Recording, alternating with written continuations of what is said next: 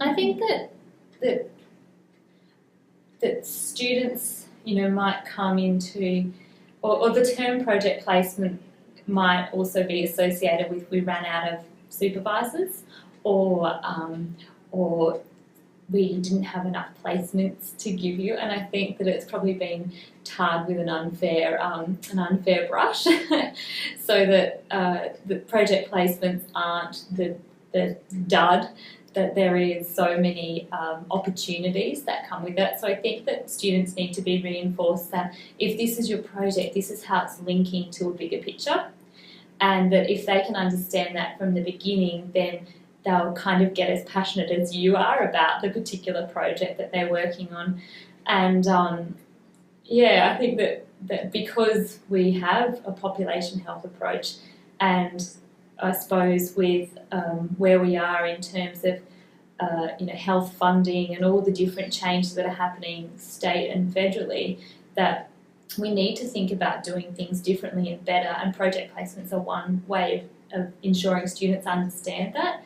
It enables them to understand a political climate that they might not sort of have thought about before. It enables them to understand how you can use strategic influence to not only change things for one individual client, but change things for a population or a group of people who might be vulnerable or disadvantaged for different reasons. So I think that there's those aspects that if you can sort of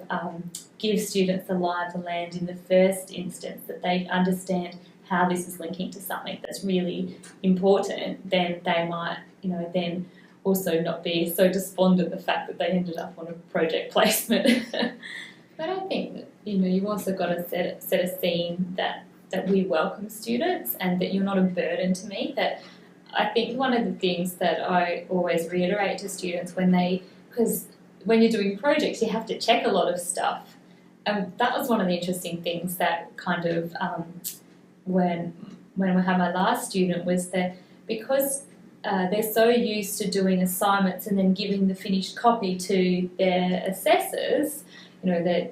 tutors or the lecturers or whoever, that you have to kind of really set up time frames so that you check in, whereas the students are really trained in giving someone the final copy as opposed to going, okay, here's my draft, let's talk over this. So I think that that's one of the learnings that we've had this year, is kind of going, you've done an amazing job, there's lots of stuff that we need to change about this, but we've left it a little bit too late in your placement. But it's not to say they didn't do a great job and they weren't going to pass and those sorts of things, but it was kind of like, we needed to have checked in, a couple of weeks earlier in order for those changes to be made. The other thing that, again, when students think that they are making you, time poor and they say, I'm sorry, you don't need to check it today, or they're really worried. I think that the thing as supervisors we need to reinforce to them is that students are one of the main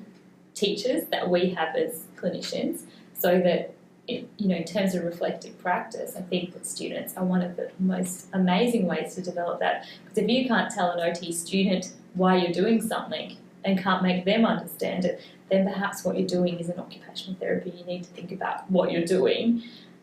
in order for it to be best practice. If you can't discuss it, then maybe what you're doing isn't the best thing for your clients or the communities or the groups that you're working with.